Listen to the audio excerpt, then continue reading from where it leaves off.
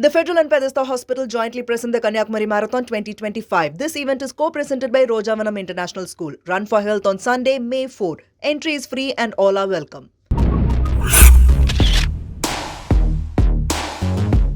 It doesn't matter what I earn, I can finance my good life. I can finance the life that I see on social media by taking on a ton of debt. If you're a graduate, middle class graduate, young person from our startup society, you have to be an entrepreneur. Because the largest ice cream factory in the world doesn't need a single worker. The combination of the middle class as employees and the business elite as employers will drive the economy. And unsecured loans have also become a very difficult asset class. A conventional political thinker would have said, my God, we need to create jobs for 60 crore Indians, otherwise they won't vote for us. But I think credit to the polity in Delhi, they figured out that no, it's not jobs per se which is going to solve it. Anyway, how the hell do you create 60 crore jobs? The entire planet hasn't created 60 crore jobs. Hello and welcome to the Federal. You're watching Off the Beaten Track, a program in which we take a fairly diverse look at some issue that we are talking about, a fairly wide-ranging issue that we talk about. Now, you, that is the people who are watching this program, and I comprise India's middle classes. Now, the big story about India's middle classes is that the great Indian middle class, as was said for a large part of contemporary history, we are not great anymore. You pick up any business media, magazine, website, a television channel, there are stories a lot about the middle classes, and the commonly used words are squeeze, struggle, vanishing, finding it difficult to cope, etc. etc. Now, let's begin with some very basic thing. Who comprise the middle classes? Now, there are various estimates. No definition is perfect, but there is an estimated about 30% to 38% of India's population comprises the middle classes. They account for over half of the country's total household incomes, or more than 50% of its total consumption. So, in terms of, both in terms of, the household incomes and in consumptions, they account for a lot. But apparently, they are finding it very tough. What are the difficulties that are there? We want to talk about that, not just only because it bothers you and me, but also because I think this is a fairly influential demographic which needs to be understood. And if it has any facing any problems, then it requires some kind of an understanding. So, joining me on the program today is Saurabh Mukherjea, who's a fairly well known voice and face in the financial markets of the country. He's the founder and chief investment officer at Marcellus Investment Managers. Welcome to the program, Saurabh. It's really Thank you. lovely to speak with you after a long time. Thank you for inviting me. One of these business websites that I was talking about, has a headline: salaries flat at rupees 10.5 lakh. Saurav Mukherjee warns of India middle classes is losing financial ground. I want to understand from you the basis of this headline, that you say that for almost 10 years 10.5 lakh has been the stagnated they are stagnating at 10.5 lakh annual income, and that this is not going to improve any further in the next immediate few years. Can you just explain it for us? Sure. So thank you, Nilanjan. Thank you for inviting me to talk about a subject which is close to our heart, all our hearts, for very practical reasons. Now, behind every sensational headline, just like this, behind every successful man is a equally powerful woman, and now increasingly behind every successful woman, hopefully there's a successful man somewhere. Behind Right. every sensational headline, there is a very interesting story, and I just want to go back a little bit as to what's happened There's to. also very important, very well done research behind every sensational headline. So let's go behind into that research. Across Asia, not this is not just specific to India. Across Yeah. Asia, over the last decade, machines are replacing human beings, right? So this happened in the Western economies through the 80s and 90s. Robots arrived in the Western economies, and then China arrived in the case of the Western economies to take middle class jobs away from the West. And that combination of robots in China taking away Western middle class jobs to China resulted in many political outcomes, including Brexit and the current political situation in the United States. But in Asia, this kind of hollowing out of middle management jobs in factories and offices, this has kicked in Asia over the last 10 years or so, right? So not just India, say countries like Thailand, Indonesia, they're going through a very similar phenomenon where in the factories, robots are coming in. As I'm sure many people watching will know, China is producing most of the world's robots. These are very sophisticated robots, and these are very cheap. The Chinese robots are cutting edge, and they are very cheap. Japan is the original Asian pioneer in robotics. Japan continues to be a robotics powerhouse, and across Asia, not just in India, across Asia, you go to vast factories producing billions of dollars of output. You'll hardly see any people. Robots now are able to do much of this work 24 hours a day for no pay, right? And without any trade unions, without any pay rises, and naturally, in Thailand, in Indonesia, in Malaysia, in India, employers are choosing to replace workers with robots, right? What AI has done over the last 2 to 3 years is bring this automation revolution to an office near you, right? And in financial services, for example, increasingly call centers are being replaced, and even more so in the years to come, call centers will be replaced by agentic bots, where the bots will, when Saurabh Mukherjee calls up to check, say, the progress on his mutual fund, a bot will answer the question. There won't be any need for human beings. Similarly, security guards at banks will increasingly not be required. Combination of bots and sensors will do the work of security guards. In India today, a security guard costs a bank roughly 6 lakhs a year, and a bot and sensors can do the job for 3 lakhs a year, right?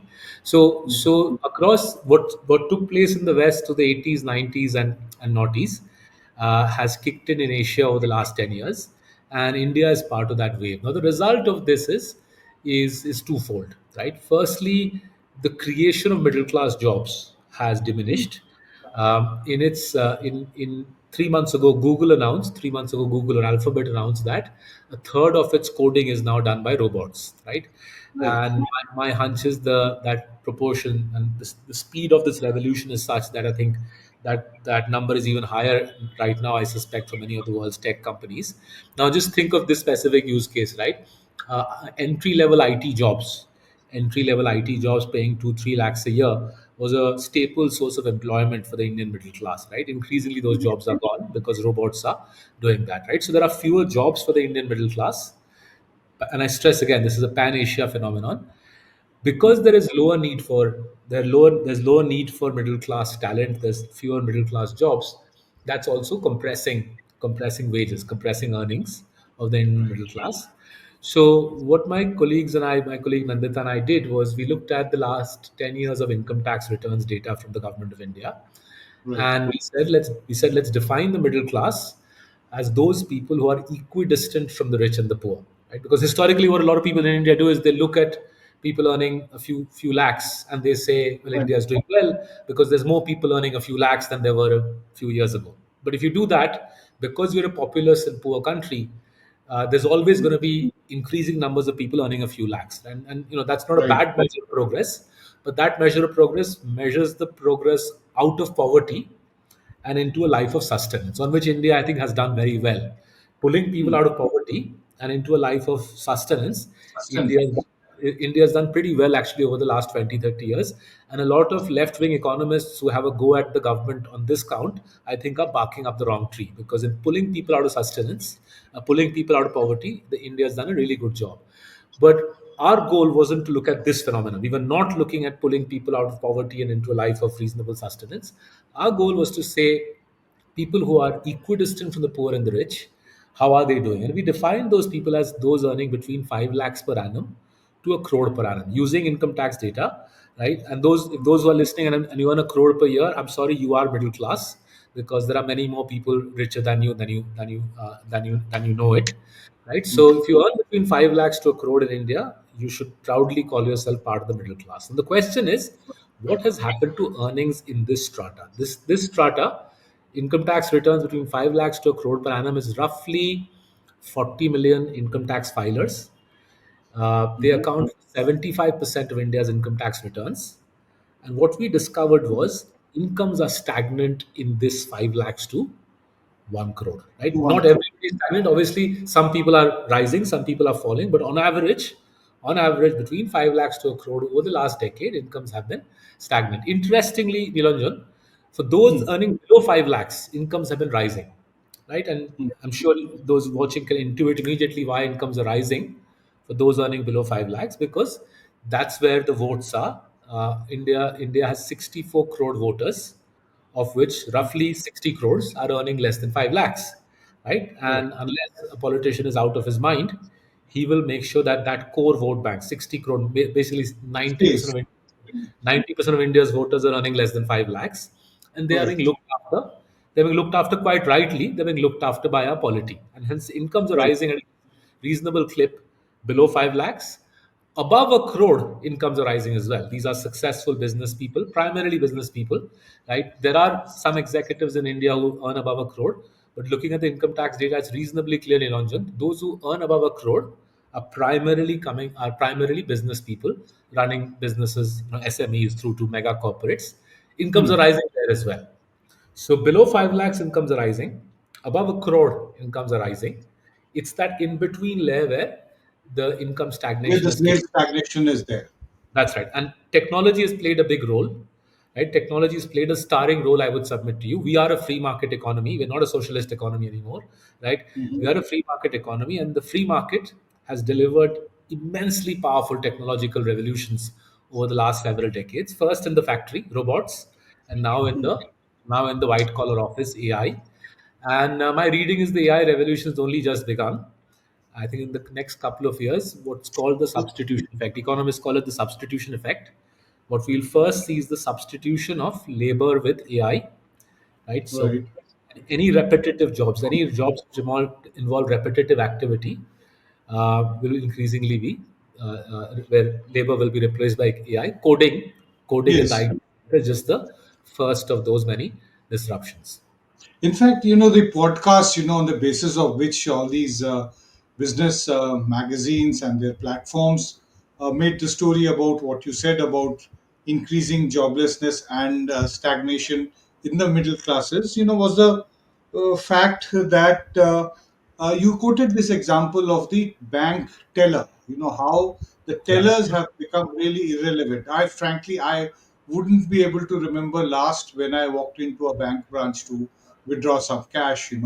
I also, when taking technology further, based on how you were explaining, people also have stopped not going as often to even the ATM machines. In fact, a few weeks ago, I read a story, where the major company which actually provides this ATM networks, they are facing problems of reduced number of ATM machines Right now. in the country because more people are doing just opening up the mobile and using one of these, money ads, be it So Nilanjan, let the me yeah, take off from there. What yeah, you just described is how free market economies evolve, right? So we are a free market economy. Just using right, your example here, because you no longer have to go to the bank, you have more time at hand, right?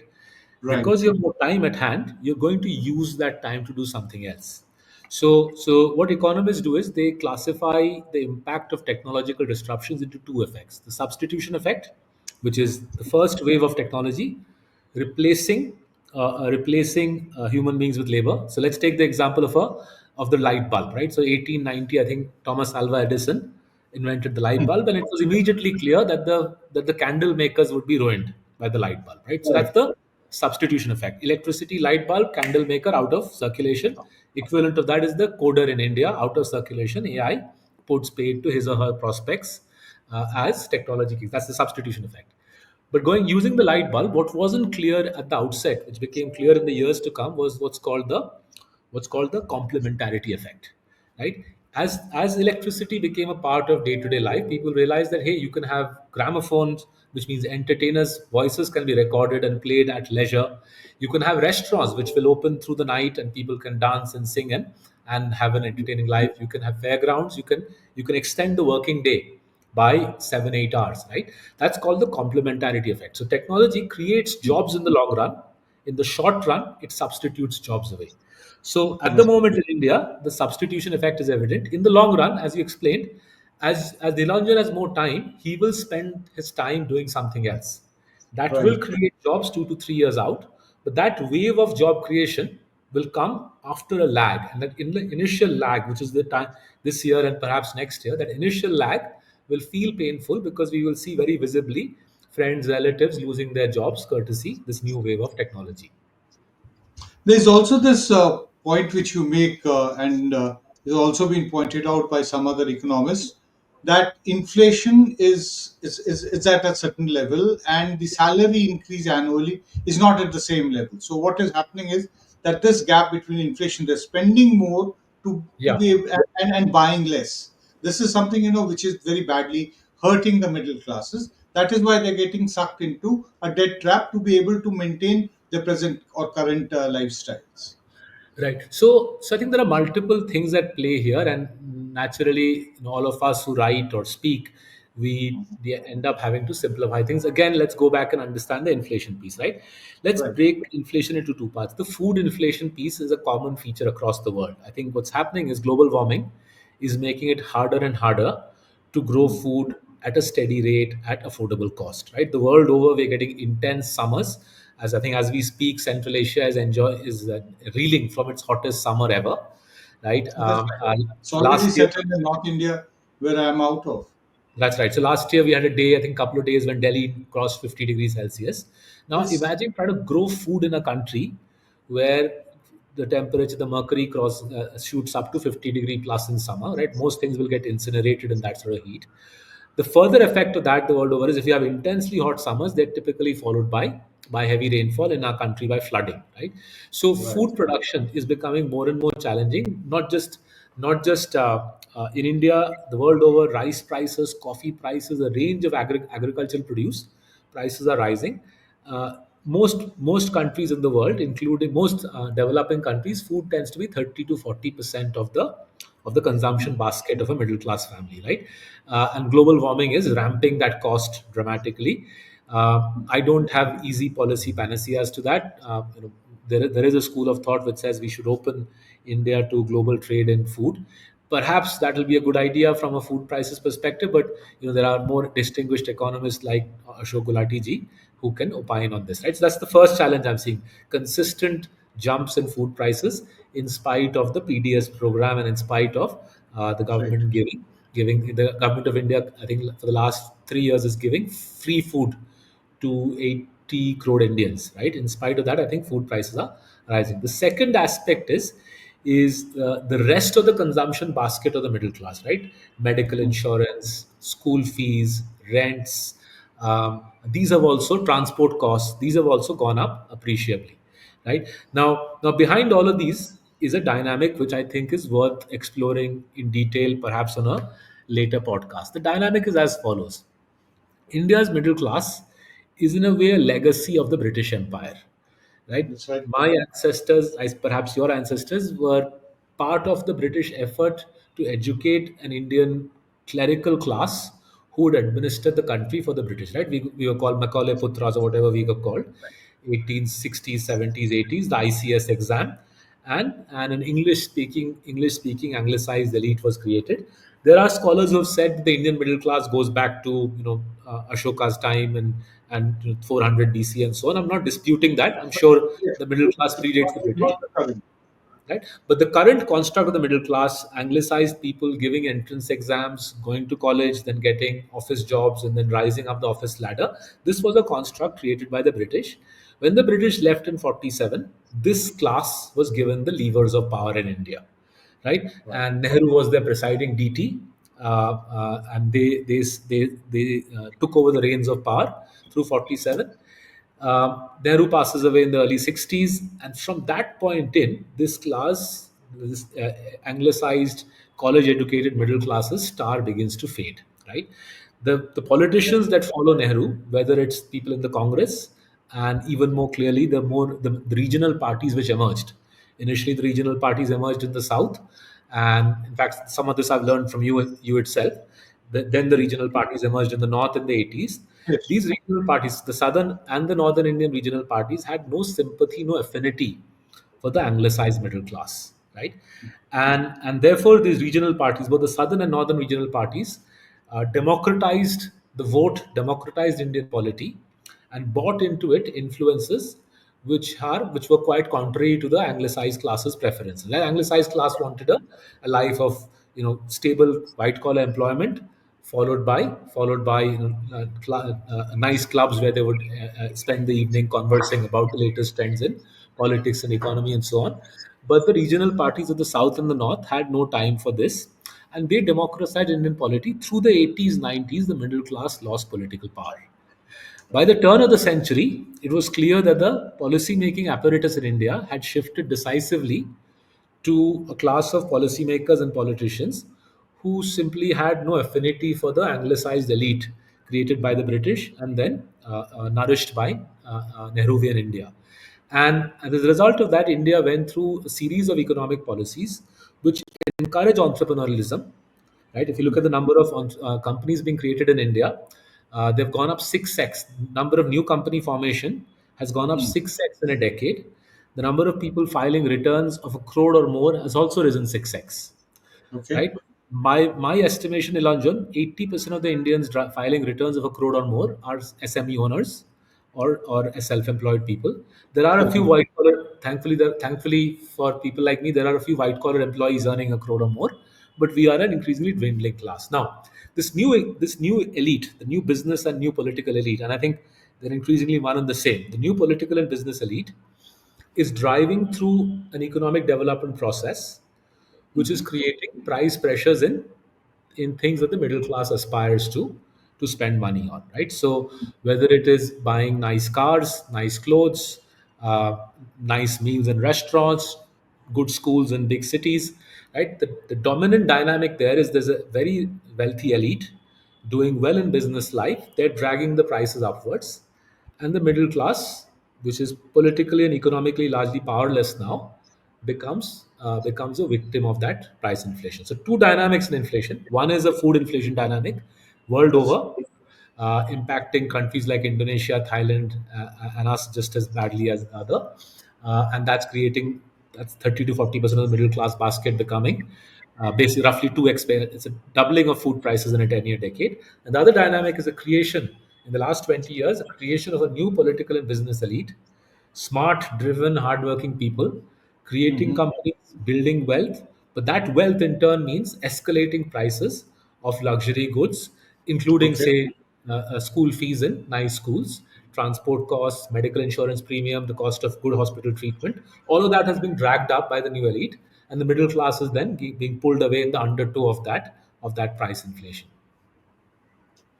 So, is this the primary reason as to why you also talk about the increasing debt trap of the middle classes? Right. You talk The debt about, trap as piece. to how they're borrowing even to invest in stock markets. So the debt trap piece has this little thing as a star player, right? Okay. So in any society, not just today, 100 years ago, 50 years ago, there's always bound to be a greater desire to spend than you can afford. That's a permanent feature of human life. That you want to spend on things more than you can afford. Right? It's a permanent feature of life, but that doesn't mean people go and bankrupt themselves by borrowing a ton of money.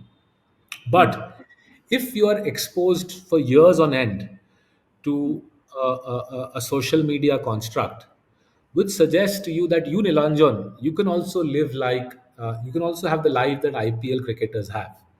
You can also Okay. have the good life that IPL cricketers have. You should also have the latest smartphone, Gadget. and you should have the latest smartphone, and you should be taking 3 holidays a year, ideally to exotic foreign locations. And your house should have the latest electronic gadgets, and you don't have to work for it, Nilanjan. You can get it on credit, and you can pay for it later on. After all, the future is bright. The future Hmm. is bright, and if you're told that every minute of every day, for years, and you're subjected to 2 years of sitting at home during COVID, naturally after 2 years you're utterly convinced that whatever my financial means are, it doesn't matter. I too can live the good life. It doesn't matter what I earn, I can finance my good life. I can finance the life that I see on social media by taking on a ton of debt. And that's broadly what's happened in the wake of those 2 years of saturation of COVID. Ironically, in this context, Nilanjan, the India stack, remember, is Jandhan, Aadhaar, Mobile. The banks have used that plus CIBIL to democratize access to credit. Good thing, right? Yeah, access to credit is democratized. Small businesses are able to get funded with far less difficulty than was the case. As a owner of a small business, I can attest to the power of the India stack in helping making life easier for small business people like me. But what it also allows people to do is take on a ton of debt effortlessly, right? Almost unthinkingly. And that's played a big role. That's played a big role in our middle class becoming one of the most indebted in the world. We can't blame the lenders. I don't think the government has any. I don't think the government should be held accountable here. The government didn't tell people take loans and go on holiday to Australia and to Goa, right? And I don't think the government forced people to borrow money. Neither did the lender force anybody, right? But what was done was social media and modern technology demonstrated a great lifestyle online, and people said, I can aspire to that lifestyle. One day I'll earn the money to repay the debt. And what we have now using RBI data, we can see that 5 to 10% of middle class households are in a debt trap from which I think they'll find it very difficult to emerge. You also talk about very high, default on credit card payments. So, That is also what you yeah. were saying, easy access to credit. So financial analysts like us always look for the canaries in the coal mine. Typically, Right. Nilanjan, in any society, uh, the poorest people go bust first, right? So in our country, the microfinance community, the microfinance borrowers are typically low-income people, and as I'm sure those watching know, over the last couple of years, microfinance lenders have faced enormous difficulty in getting repaid, and non-performing assets are in excess of 10% of their loan books, right? After microfinance, one less, slightly more privileged strata of society has done unsecured borrowing, unsecured loans, and unsecured loans have also become a very difficult asset class. The RBI, credit to the RBI, 1.5 years ago, the RBI intervened to put the brakes on unsecured lending. But by then, the horse had already bolted by and large. Then one notch more privileged is the credit card borrower, right? Slightly richer. Banks don't give credit cards to every Tom, Dick, and Harry, but they've been reasonably liberal. And whenever I see credit cards being dispensed at airports, the analyst in me starts worrying. And broadly speaking, 3 years ago, when we came out of COVID, at Mumbai airport, as you enter Terminal 2, you would have on both sides people hawking credit cards, and the local shopping center near my house in suburban Bombay, there'll be people hawking credit cards. And as soon as you see that, broadly speaking, 3 years later, the non-performing assets will start rising. That's broadly started happening over the last year or so. Then one notch slightly better off are the two-wheeler people who buy two-wheelers on financing. So two-wheeler financing, the problems have begun. And then the areas which are reasonably secure so far are those people who have bought houses and cars on credit. That piece doesn't seem to have cracked yet, but usually it's a process, right? It takes a couple of years to go from poor people microfinance to the home borrowers. And yeah, so that's the process that's underway. If the central bank could intervene decisively and cut rates by 2 percentage points, I think that would remediate the situation. But we're seeing cautious steps from the RBI. The RBI, thankfully, is cutting rates. It's a good thing. I wish they would cut rates more aggressively, more decisively sooner. It'll also help the banking system get liquidity. The banking system doesn't have savings deposits. Why doesn't have savings deposits? Because middle class savings are now at the lowest in 50 years. As per RBI data, net household financial savings are at a 50-year low. So savings themselves are modest because borrowings are so high. And whatever little savings that the middle class has, they poured it into the stock market. And therefore, banking system doesn't have deposits. So if the RBI could cut rates by 2%, flood the banking system with liquidity, get the rupee down by 10-15%, then a lot of problems could get solved quickly and in unison. Um, so let's fingers crossed. Let's hope the RBI does the right thing quickly, rather than does the right thing over 2 years. As a political journalist, I used to wonder quite often, that despite the economy being what it is, despite joblessness, despite all these things that we have talked about over the last 25 odd minutes, I still think, that why do people continue to vote back the same party? I'm talking about the period from 2014 to now, or even before, 2004 to 2014, we had the same government in power. Partly you have answered it in the sense that, you have said that the middle class is no longer the focus area of the politician, of the parties.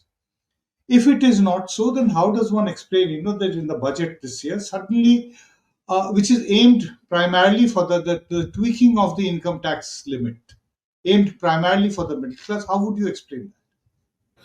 So Why was it let me address the specifically first just issue. for So Delhi? I spend a lot of time traveling around India, and my Yeah, reading is that strata of India which earns 5 lakhs or less, right? That strata of India which earns 5 lakhs or less, by and large, they're pretty happy with the dispensation in Delhi, right? okay, As they see it, the strata that earns 5 lakhs or less, as they see it, they're getting better roads, they're getting okay. better healthcare, Ayushman Bharat, right? It's not perfect, but they're saying that at least kuch to hai, right? They're getting Fair enough. better healthcare. NREGA has been there from the UPA days. NREGA has been sustained by the current dispensation.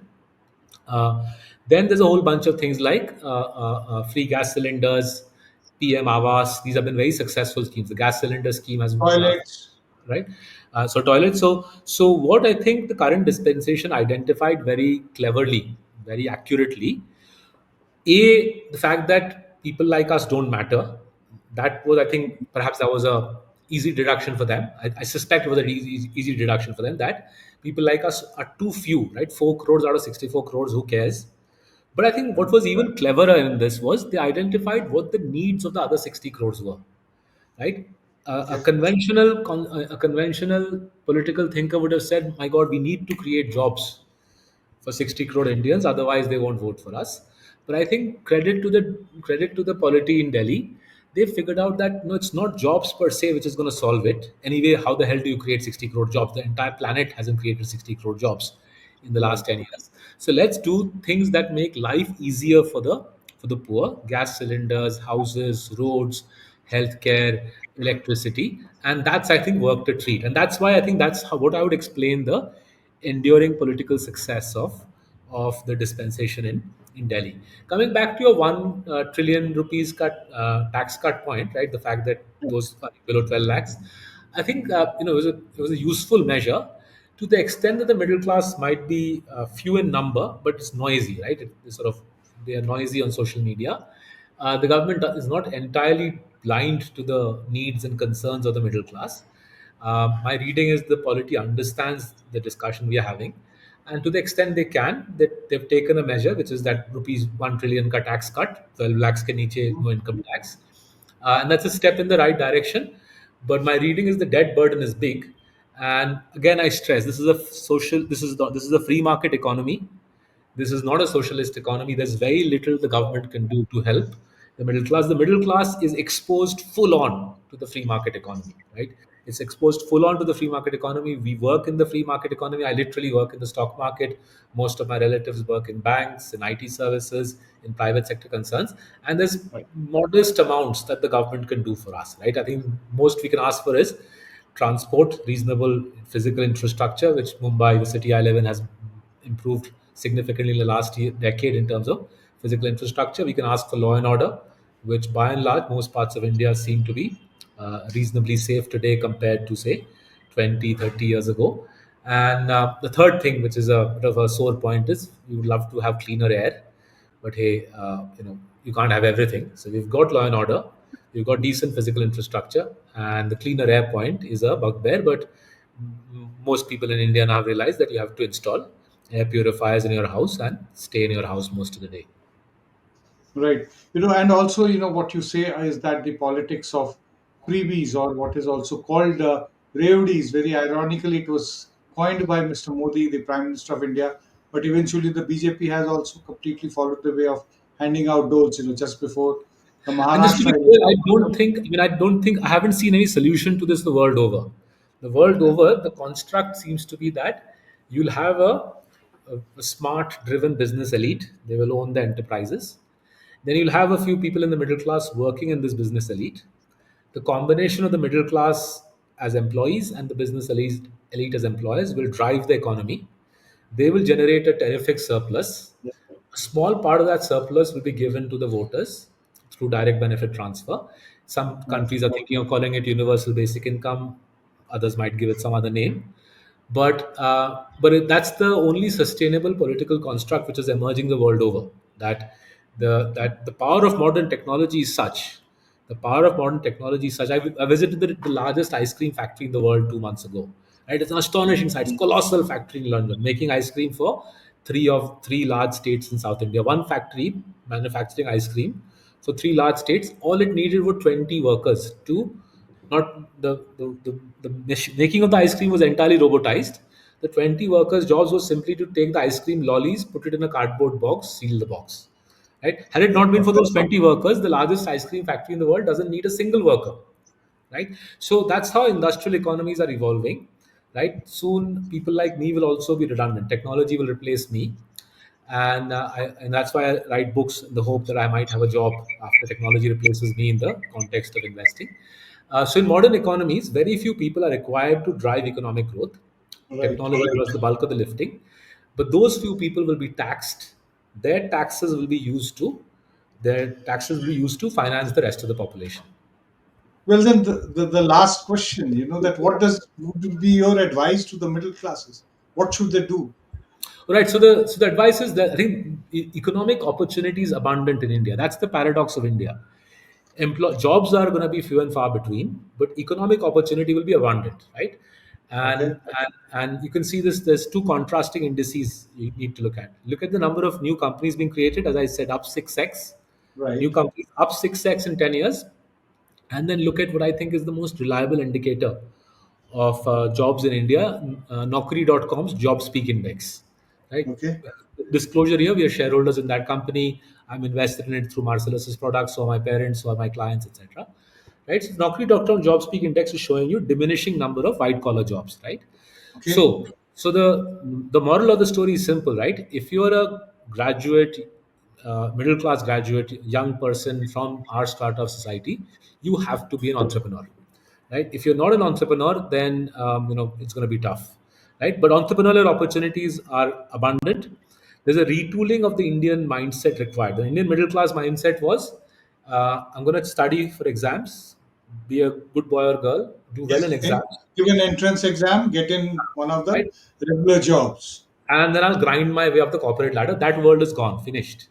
Right? Now you have to retool yourself from an early age to figure out how do you take risk? How do you spot opportunity? How do you build a life? How do you build a successful business? And around that, how do you build a life? How do you make friendships with people outside your natural area of social comfort? How do you manage people? How do you manage money? How do you raise capital? How do you persuade other people to become shareholders? How do you pitch for business and persuade customers to? So those are the skills that we need to acquire. It's a retooling. It's the my bap world is gone. Chakri wala world, where we go and do chakri for 30 years. That world, rightly or wrongly, at many levels, I'm pretty happy that's gone actually. Right? It's time for us to become more entrepreneurial. And the only regret one might have is we're having to become entrepreneurial not by choice, but because of the forces of technological change which are sweeping across the world. Well, very well explained, and thank you very much, Saurav. You have said, and I hope that various kinds of people are actually watching you and have heard you.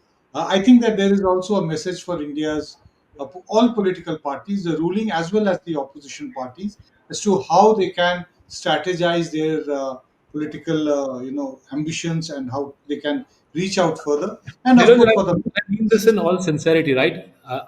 I understood the current policy through reading your book, the one that's behind your head, on the current prime minister. on the prime And minister.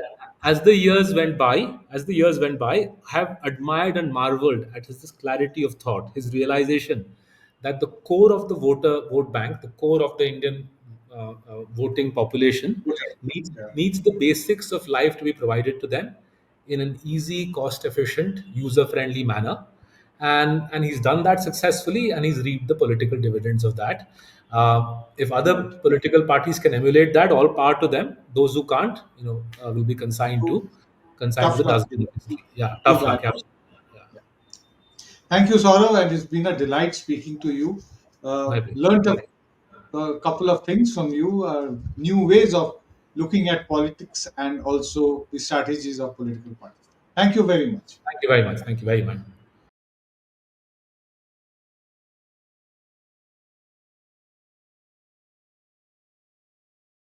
The Federal and Pedesta Hospital jointly present the Kanyakumari Marathon 2025. This event is co-presented by Rojavanam International School. Run for Health on Sunday, May 4. Entry is free and all are welcome.